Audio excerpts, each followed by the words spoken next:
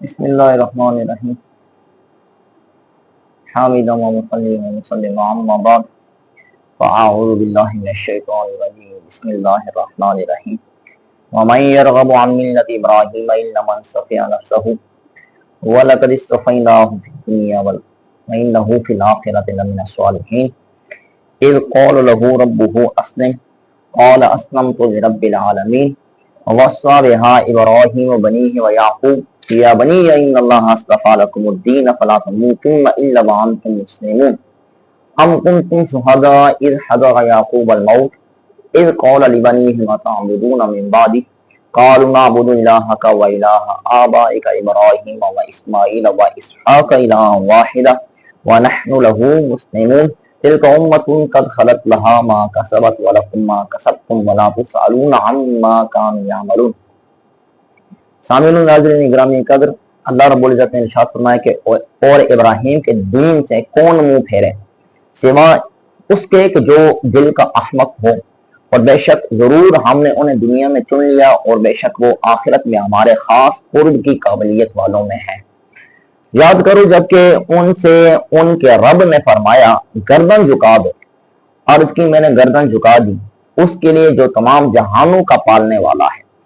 اور اسی دن کی وصیت کی ابراہیم نے اپنے بیٹوں کو اور یعقوب نے کہ اے میرے بیٹو، بے شک اللہ نے یہ دین تمہارے لیے چن لیا ہے تو تم نہ مرنا مگر مسلمان ہوگا۔ کیا تم اس وقت خود موجود تھے جب کہ یعقوب کو موت آئی، جب کہ انہوں نے اپنے بیٹوں سے فرمایا میرے بعد کس کی عبادت کرو گے؟ تو وہ بولے ہم عبادت کریں گے اس کی جو خدا ہے آپ کا اور آپ کے آبا ابراہیم اور اسماعیل اور اسحاق کا ایک خدا، اور ہم اس کے فرما بردار ہیں۔ یہ ایک امت تھی جو یقیناً گزر چکی ہے، ان کے لیے جو انہوں نے کمایا اور تمہارے لیے جو تم نے کمایا، اور ان کے کاموں کا تم سے سوال نہ ہوگا۔ سامعین و ناظرین گرامی قدر، اہل عرب یہ حضرت اسماعیل علیہ السلام کی اولاد میں سے تھے، اس وجہ سے ان کو حضرت ابراہیم علیہ السلام کے ساتھ بڑا پیار، بڑی محبت اور دل لگی تھی۔ اور عیسائی اور نصارہ یہ حضرت عیسیٰ علیہ السلام کو ماننے والے تھے، اور حضرت عیسیٰ علیہ السلام کی والدہ محترمہ حضرت مریم علیہ السلام رحمہ اللہ تعالی، ان کا نسب بھی حضرت ابراہیم علیہ السلام سے چلتا ہے، یعنی کہ حضرت اسحاق سے چلتا ہے۔ اور جو یہودی تھے حضرت موسیٰ علیہ السلام کو ماننے والے، وہ بھی حضرت اسحاق علیہ السلام کے ذریت سے تھے، اس وجہ سے ان کے دلوں کے اندر بھی حضرت ابراہیم علیہ السلام کی محبت بہت زیادہ تھی۔ اب گویا کہ تمام حضرات سے، چاہے وہ یہودی ہوں، چاہے وہ نصارہ ہوں، چاہے وہ اہل عرب ہوں، تمام سے اللہ رب العزت مخاطب کر کے کہتا کہ تمہارے دلوں کے اندر حضرت ابراہیم کی محبت تو بہت زیادہ ہے، حضرت ابراہیم کے ساتھ تم پیار کرتے ہو، حضرت ابراہیم کی شرافت کو تم مانتے ہو، پھر جو دین محمد علیہ السلام لے کر آئے، نبی کریم علیہ السلام لے کر آئے، اس دین کی تم اتباع بھی کرو۔ یہ وہی دین ہے کہ جس دین کا پرچار حضرت ابراہیم علیہ السلام کرتے رہے۔ تو جب حضرت ابراہیم کے ساتھ تم دعوے دار ہو کہ ہماری محبت ہے ان کے ساتھ، ان کی شرافت کے تم کیا قائل ہو، تو پھر حضرت ابراہیم کے دین سے کیوں تم منہ موڑ رہے ہو؟ پھر جو حضرت ابراہیم کے ساتھ دعوے دار ہو کہ ہم کیا کرتے ہیں، اس کے ساتھ محبت کرتے ہیں، اب محبت کا دعوے دار ہو لیکن وہ چھوڑ دے حضرت ابراہیم کے دین سے، تو یہ تو کیا بہت بڑا بیوقوف ہے، اس کا دل تو کیا پاگلوں والا دل ہے، اس کے دل تو کیا ہے احمقوں والا دل ہے۔ اب میں یہاں پر ایک نقطہ پیش کرتا ہوں کہ جس طرح کے حضرت ابراہیم کا پیارا ہونا دل کے اندر، کہ میری دل کے اندر کیا حضرت ابراہیم کے ساتھ محبت، لیکن دین حنیف پر نہ چلنا، ابراہیم کے دین کو تسلیم نہ کرنا، اس پر نہ چلنا، تو یہ بے وقوفوں کی طرح دل کی مانے دے۔ تو جو بندہ یہ کہے کہ مجھے حضرت علی کے ساتھ محبت ہے، مولا علی پاک کو وہ اپنا محبوب مانے، لیکن جو مولا علی پاک رضی اللہ تعالیٰ عنہ حکم دے اس حکم کو وہ تسلیم نہ کریں، اس حکم پر وہ عمل نہ کریں، تو گویا کہ وہ ایک تو کیا اپنی محبت کے اندر جھوٹے ہیں، دوسرا ان کا دل جو ہے وہ احمقوں کی طرح ہے، وہ بے وقوفوں کی طرح ہے۔ رب تعالیٰ نے فرمایا کہ حضرت ابراہیم تو کیا ہمارے محبوب ترین بندے تھے، ہم نے انہیں کیا دنیا کے اندر بھی چن لیا اور آخرت کے اندر بھی ان کو کیا بڑا مقام و مرتبہ عطا فرمایا جائے گا۔ आगे अल्लाह रब्बुल इज्जत ने फरमाया एक और लहू रब्बुहु अस्लिम, हजरत इब्राहिम अलैहिस्सलाम को रब ताला ने फरमाया कि तुम इस्लाम लेकर आओ, तुम गर्दन झुका दो। इसकी तफसीर और तशरीह करते हुए इमाम राजी रहमतुल्लाह ताला कहते हैं कि ये जो रब ताला ने हजरत इब्राहिम अलैहिस्सलाम को कहा कि तुम अस्लिम, इस्लाम लेकर आओ, तो क्या हजरत इब्राहिम अलैहिस्सलाम किसी जमाने के अंदर गैर मुस्लिम थे, इस वजह से कहा गया अस्लिम, तुम इस्लाम लेकर आओ? तो इस बारे में इमाम राजी ने दो कौल जिक्र किए। पहला कौल उन्होंने ये इरशाद फरमाया कि हजरत इब्राहिम अलैहिस्सलाम जब नबी न बने थे, नबूवत से पहले, जब उन्होंने सितारों के अंदर देखा, चांद के अंदर देखा, सूरज की तासीर के अंदर देखा, तो उनके दिल के अंदर ये गुमान आया कि हो सकता है कि ये मुदब्बिर है, ये क्या हो, खालिक हो। अब जब उनकी तासीर उनके दिल के अंदर आ रही थी, लेकिन जब उन्होंने इनका इनकार किया, फिर जब रब ताला को पहचान लिया, रब ताला की मार्फत हासिल हो गई, तो रब ताला ने फरमाया इन कौल लहू रब्बुहु अस्लिम, ए इब्राहिम तुम क्या करो, अपने मेरी बारगाह के अंदर अपने सर को क्या कर दो, झुका दो। तो पता चला कि अक्सर उलमा का ये नजरिया कि ये नबूवत से पहले का कौल है कि अस्लिम, आप इस्लाम कबूल करो, यानी कि गर्दन झुका दो। और कुछ हजरात का ये नजरिया है कि वो कहते हैं कि ये हजरत इब्राहिम अलैहिस्सलाम को नबूवत मिलने के बाद का हुक्म है, अस्लिम, आप इस्लाम लेकर आए। लेकिन यहाँ पर इस्लाम लेकर आने का ये मतलब नहीं है कि बंदा मोमिन ना हो, मुसलमान ना हो, तो उसको कहा जाए कि अस्लिम, तू क्या इस्लाम लेकर, ये तो क्या नबी की शान की ये क्या मुवाफिक नहीं है, लायक नहीं है।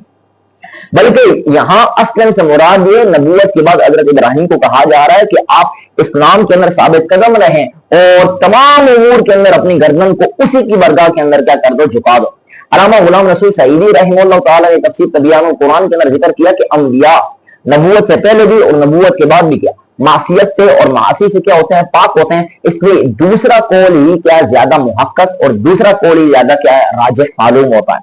ववस्सा बि इब्राहीम बनी व याकूब, यहाँ अल्लाह रब्बुल इज्जत ने इरशाद फरमाया कि हजरत इब्राहीम ने, हजरत याकूब अलैहिस्सलाम ने अपने बेटों को जमा किया। हजरत इब्राहीम के चार बेटे क्या है, मशहूर हैं। एक हजरत इसहाक अलैहिस्सलाम, दूसरे हजरत इस्माईल अलैहिस्सलाम, तीसरे हजरत मदियन और चौथे हजरत मदाइन। इसके अलावा भी कुछ हजरात ने इनके बेटे जिक्र किए, लेकिन ये चार क्या है, मशहूर है। अब हजरत इब्राहीम ने इनको बुलाया और हजरत याकूब के 12 बेटे थे, जिनके अंदर मशहूर जो है वो 12 बेटे हैं। इनका मशहूर नाम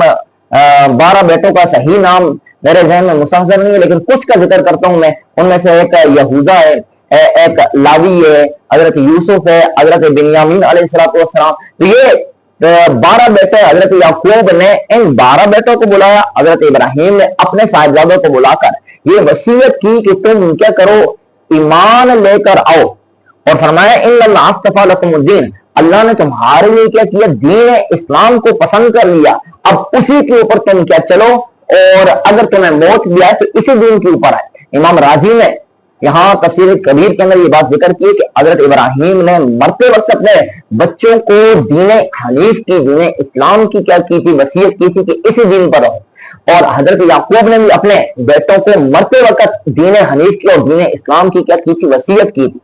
अब जो बंदा मर रहा हो उसको क्या है, उस चीज की जरूरत होती है जो क्या हो, अहम हो, जो क्या हो, आला और औला हो। जब हजरत इब्राहीम अलैहिस्सलाम मौत के वक्त भी और हजरत याकूब अलैहिस्सलाम मौत के वक्त भी इस दीन हनीफ की क्या कर रहे हैं, वसीयत कर रहे हैं, तो मालूम हुआ कि यही दीन क्या है, पसंदीदा दीन है और यही दीन इंदल्लाह क्या महबूब तरीन दीन है। इसलिए नसारा को, यहूदियों को और अहले अरब को जिनका ताल्लुक हजरत याकूब के साथ है या हजरत इब्राहीम अलैहिस्सलाम के साथ है, वो अपने गुमान के मुताबिक कहते हैं कि हम हजरत इब्राहीम को मानते हैं, तस्लीम करते हैं। तो उनको चाहिए कि इस अहम दीन को जिसकी वसीयत वो मरते वक्त भी कर रहे हैं, इसी पर वो क्या गामजन रहे, इसी के अहकाम को वो तस्लीम करें और हुजूर अलैहिस्सलाम की इताअत और इत्तिबा करें। ये ना करें कि हजरत इब्राहीम हुजूर अलैहिस्सलाम ने जो दीन लाया उसके अंदर खामियां और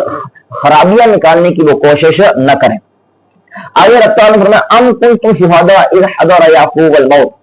यहूदियों के अंदर भी बहुत बड़ी खराबी ये भी थी कि वो याकूब अलैहिस्सलाम के बारे में ये बहतान तराशी करते थे कि जिस वक्त हजरत याकूब अलैहिस्सलाम की मौत आई तो हजरत याकूब ने अपने बेटों को